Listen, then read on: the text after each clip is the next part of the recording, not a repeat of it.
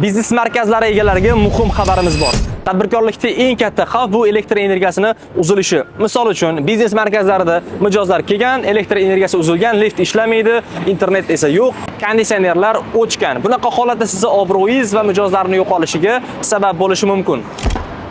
Bunaqa holat yuz bermasligi uchun Toshkent shahrida joylashgan biznes markazlarining biriga generator sotildi. Bu generator toza 100 kW tok beradi.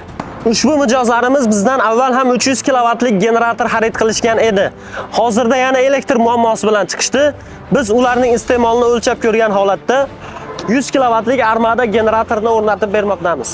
Biznes markazida elektr energiyasi uzilishi bilan ushbu generator 1 daqiqa ichida ishga tushadi va barqaror elektr energiyasi bilan sizni ta'minlaydi.